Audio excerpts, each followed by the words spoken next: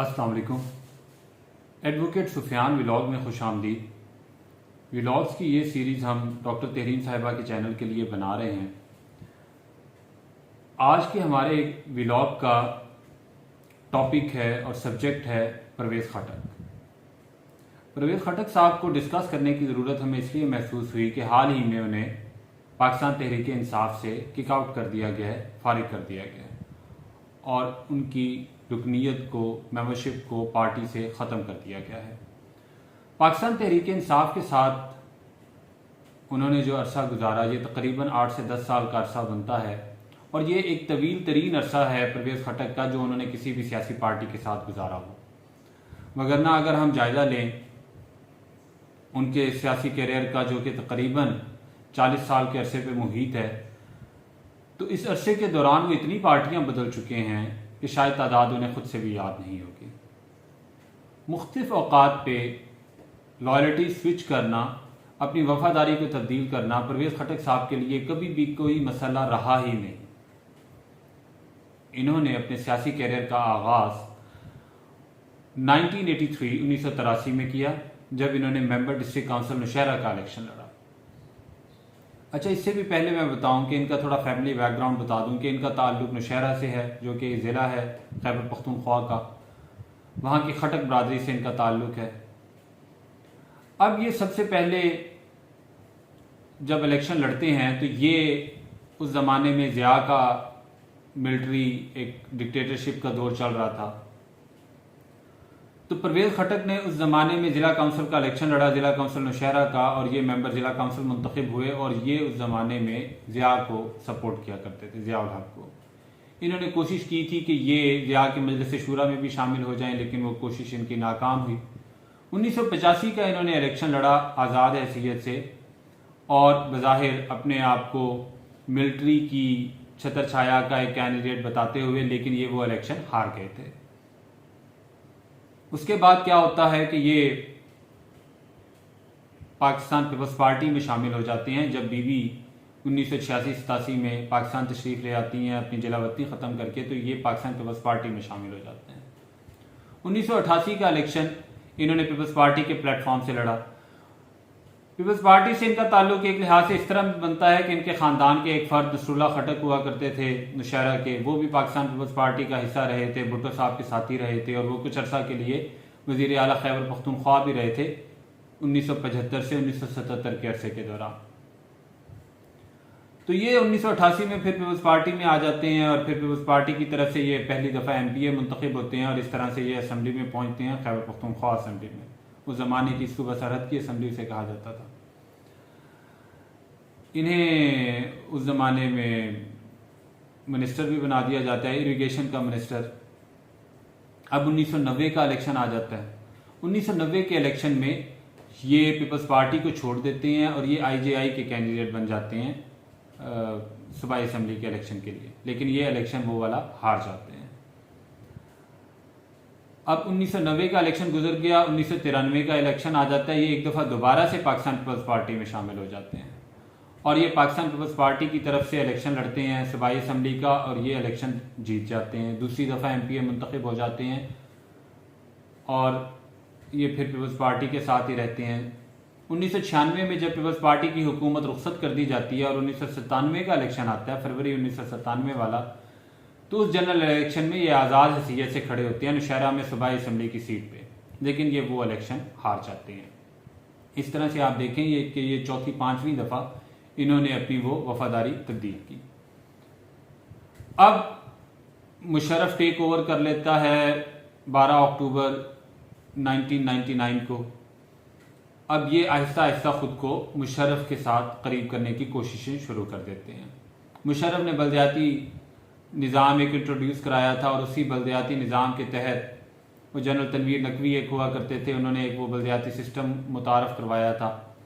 तो उसी बलदियाती निज़ाम के तहत 2001 में जो बलदियाती इलेक्शन होते हैं, तो परवेज़ खटक साहब नौशहरा के डिस्ट्रिक्ट नाज़िम के लिए खड़े होते हैं और ये एक लिहाज से मुशर्रफ का कैंडिडेट होते हुए और उस ज़माने की क्यू लीग का कैंडिडेट होते हुए ये डिस्ट्रिक्ट नाज़िम नौशहरा मुंतखब हो जाते हैं। अब जनाब 2005 का दोबारा ये एक बलदियाती इलेक्शन आता है और उसमें भी दोबारा से ये डिस्ट्रिक्ट नाज़िम के इलेक्शन में हिस्सा लेते हैं, लेकिन ये वो इलेक्शन हार जाते हैं। अब 2008 का इलेक्शन आ जाता है। 2008 के इलेक्शन में बीबी साहिबा शहीद हो चुकी थी। इन्होंने खैर उस जमाने में फिर पीपल्स पार्टी में शामिल होने की कोशिश की, लेकिन बीबी ने इन्हें शामिल करने से इनकार कर दिया था। तो ये क्या करते हैं कि ये पीपल्स पार्टी शेरपाओ जो ग्रुप होता है उस जमाने में, ये उसमें शामिल हो जाते हैं। उन्होंने उस जमाने में जो कौमी वतन पार्टी बनाई हुई थी और ये उसका एक हिस्सा बन जाते हैं और ये उनकी तरफ से सूबाई असम्बली का इलेक्शन लड़ते हैं नौशहरा की सीट से और ये वहां से मुंतखब हो जाते हैं। अब ये जब मुंतखब होते हैं तो उस जमाने में 2008 से 2013 तक एक ये कोलिशन गवर्नमेंट होती थी पाकिस्तान पीपल्स पार्टी की और अवामी नेशनल पार्टी की। अमीर हैदर होती उसके प्रोविंशियल प्रेसिडेंट होते थे और उसी कोलिशन में शेरपाओ की पार्टी भी शामिल थी। तो ये उसकी तरफ से वजीर बन जाते हैं। प्रोविंशियल कैबिनेट में दोबारा से एक अपने लिए स्लॉट लेने में, वजारत की स्लॉट लेने में कामयाब हो जाते हैं। अब परवेज खटक साहब आप देखिए कि ये तकरीबन 7वीं 8वीं 9वीं दफ़ा ये पार्टी अपनी बदल चुके थे इस दौरान। अब 2011 में जब इमरान खान ज़रा टेक ऑफ करते हैं और उन्हें एक एस्टेब्लिशमेंट की सरपरस्ती हासिल होती है और वो आहिस्ता आहिस्ता एक मोमेंटम गेन करना शुरू करते हैं, तो परवेज खटक साहब की जो एक दूररस निगाह थी उसने नजरें गाड़ ली कि किसी तरह से तहरीक इंसाफ को ज्वाइन करते हैं। अब 2013 का इलेक्शन आने वाला था तो 2012 के अवाखिर में तकरीबन परवेज खटक ने कहा कि मैं तो अब तहरीक इंसाफ ज्वाइन करने लगा हूं। इन्होंने सूबाई काबीना से इस्तीफा दे दिया बतौर वजीर और ये पाकिस्तान तहरीक इंसाफ में शामिल होने लगे। लेकिन मैं आपको एक मज़ेदार बात बताऊं उस ज़माने की कि जब ये शामिल हो रहे थे तो पाकिस्तान तहरीक इंसाफ की जो उस ज़माने की खैबर पख्तूनख्वा सूबा सरहद की जो क़यादत थी उनकी तरफ से बहुत रिजेंटमेंट आई थी। और उस ज़माने में जब ये तहरीक इंसाफ में शामिल होने के लिए इस्लामाबाद आए थे तो इस्लामाबाद में वो जिस तरह पख्तूनों का और पठानों का तरीका होता है, तो इनकी आपस में ये इनके हामियों की और इनके मुखालफिन की आपस में काफ़ी हाथापाई भी हुई थी। एक दूसरे को जूते भी मारे और एक दूसरे को डंडे सोटे भी मारे, फायरिंग वगैरह भी हुई। इन्हें भी जूते शूते पड़े थे उस ज़माने में जब ये शामिल हुए थे।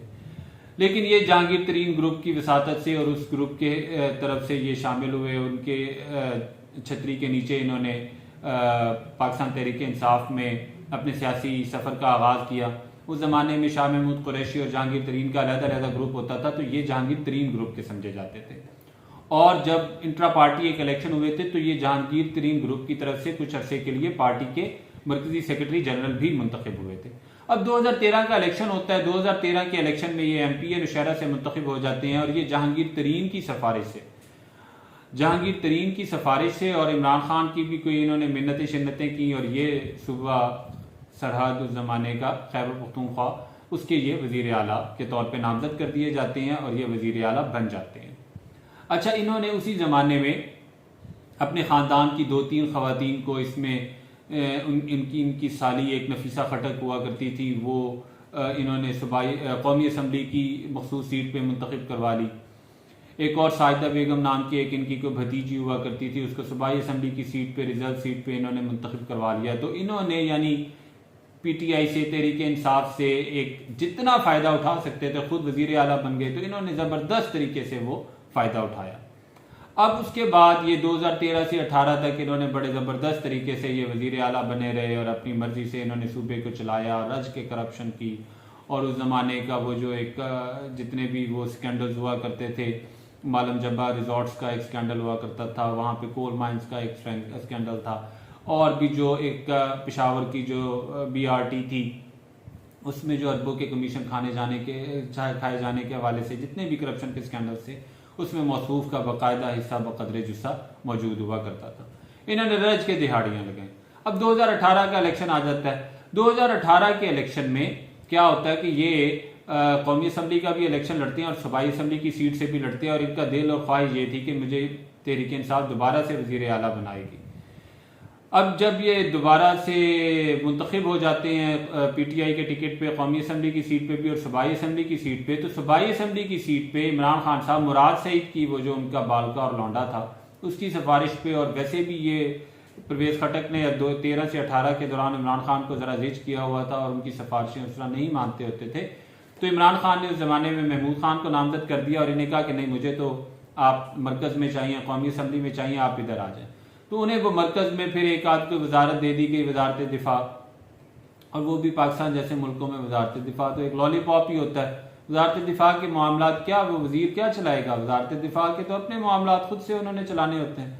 तो इस तरह से इन्हें वहाँ पे खुडे लाइन किस्म की वजारत दे दी गई, वो इन्होंने 3-4 साल गुजारा, और लेकिन रिजेंटमेंट इनके अंदर मौजूद थी। 2018 के ही इलेक्शन के दौरान भी इन्होंने खूब जी भर के पीटीआई से फायदा उठाया, और वो इस तरह से कि अपने एक भाई को कौमी असम्बली का टिकट दिलवा दिया, अपने एक भाई को सूबाई असम्बली का लियाकत खटक को दिलवा दिया, अपने एक दामाद इमरान खटक को कौमी असम्बली का टिकट दिलवा दिया, वही अपनी साली जो 13 से 18 तक कौमी असम्बली की मेंबर थी उसे दोबारा कौमी असम्बली का मेंबर बना दिया, अपनी जो भतीजी थी साजिदा उसको भी सूबाई असम्बली का दोबारा मेंबर बना दिया। इस तरह से इन्होंने अपने एक भतीजे को कोई सूबाई असम्बली की टिकट दिलवा दी। तो इस तरह से इन्होंने एक जबरदस्त तरीके से तरीके इंसाफ से फायदा उठाया 18 के बाद भी और 18 के इलेक्शन के दौरान भी, और इन्होंने अपने खानदान के जो एक इन्होंने जितना भी वो एक कचरा था और जितना इन्होंने वो सारा एक स्लम था वो सारे का सारा उठा के पीटीआई की वसातत से असम्बलियों में न सिर्फ खुद पहुंचे बल्कि उनको भी पहुंचा दिया। तो अब आप देख रहे हैं कि इन्होंने इतना फायदा उठाया, इतनी पार्टियां बदल के पीटीआई में आए थे, पीटीआई ने फिर इन्हें इतना नवाजा और इतना कुछ दिया, सारा कुछ किया, लेकिन इन्होंने फिर वक्त आने पे जैसे ही इन्हें मौका मिला इन्होंने पीपल्स पार्टी की पीठ में झुरा घोंपा और पीटीआई की पीठ में झुरा घोंपा, और इन्होंने एक दफा फिर इमरान खान को धोखा दिया, और अब इमरान खान साहब के खिलाफ वादा माफ गवाह बनने की तैयारियों में है। कभी इस्टेब्लिशमेंट को कहते हैं कि मेरा कुछ करें, कभी इस्टेब्लिशमेंट की राह से वसातत से किसी जमात में शामिल होने की कोशिश करते हैं, लेकिन तकरीबन हर जमात इस वक्त तक उन्हें इनकार कर चुकी है और कह चुकी है कि हम आपको लेने को तैयार नहीं है। कोई उन्हें समझ नहीं आ रहा, एक माह होने को है कि उन्होंने पीटीआई से लाताल्लुकी इख्तियार की है। पीटीआई ने जितना इन्हें नवाजा था, ये सारी जिंदगी भी इमरान खान के कदमों में बैठे रहते तो शायद ये इमरान खान की उन नवाज़शात का बदला नहीं दे सकते थे, लेकिन इन्होंने एक दफ़ा फिर अपनी फितरत के मुताबिक इन्होंने बेवफाई की, इन्होंने अपनी सियासी वफादारी तब्दील की, इन्होंने दोबारा से अपने आप को लोटा, एक सिक्का बंद लोटा होना साबित किया, और इन्होंने तकरीबन मैं समझता हूँ 1 दर्जन से ज़ायद दफ़ा ये वफादारियाँ तब्दील कर चुके हैं। और अब जो सूरत हाल है, अब भी इस वक्त पता नहीं है कि ये अब अगली किस पार्टी में जाएंगे। ये JUIF में भी जाना चाहते थे, लेकिन उसमें इनका भाई जो है लियाकत खटक वो पहले ही लोटा होकर जा चुका है। ये लियाकत खटक साहब जो थे इन्हें भी पीटीआई से निकाल दिया था 2021 में। इन्होंने नून लीग का एक कैंडिडेट था इख्तियार वली, वो नौशहरा के बाई इलेक्शन में जीत गया था, तो पीटीआई ने कहा था ये कैसे हो गया कि हम तो बड़े मकबूल हैं और हमारी अपनी हुकूमत है सूबे में, तो ये इख्तियार वली नौशहरा से कैसे जीत गया। तो लियाकत खटक के सर पे इल्ज़ाम धर दिया कि अंदर खाते उसने हमायत की थी, और लियाकत खटक की भी वो हमायत की अपनी वजूहात थी, वो अपने बेटे के लिए टिकट चाहता था वो वाला पीटीआई का, पीटीआई ने वो नहीं दिया था। तो ये इनके ख़ानदानी रिफ्ट भी चल रही हैं। तो वो इस वक्त JUIF में मौजूद हैं, JUI फजल रहमान में, इस वजह से इनके जाने की राहें मसदूद हो गई हैं। अब ये इस्तेहकाम पाकिस्तान पार्टी में जाना चाहते थे, लेकिन चूंकि उनका वो वैसे ही वो लॉन्चिंग ही ठुस हो गई है, कोई वोटर सपोर्टर उनके साथ मौजूद नहीं है। ये घात सियासतदान है, इन्हें पता है कि पहले ही पीटीआई का जो वोटर इंटैक्ट है खैबर पख्तूनख्वा में वो इन पर तपा हुआ है, और वो किसी सूरत भी IPP और इस्तेहकाम पाकिस्तान पार्टी, बल्कि मैं उसे अदम इस्तेहकाम पाकिस्तान पार्टी कहता हूँ, कि उसकी तरफ किसी ने रुख भी नहीं करना, उस तरफ भी नहीं जा सकते। हालांकि जहांगीर तरीन से इनका माजी में बड़ा याराना रहा है, ताल्लुक रहा है, और भी इनका किसी और पार्टी का सिरसा नहीं बन रहा। पीपल्स पार्टी की भी बड़ी मिन्नतें कर रहे हैं, लेकिन वो भी मकामी पीपल्स पार्टी की क़यादत ने कहा कि ये कई दफ़ा हमें टीच कर चुके हैं, हम इन्हें नहीं ले सकते। शायद अब ये दोबारा से वो एक पार्टी जो शेरपाव वाली है इसमें हो सकता है ये दोबारा चले जाएं, या कोई इस तरह की सूरत हाल बने, या हो सकता है आज़ाद इलेक्शन लड़े।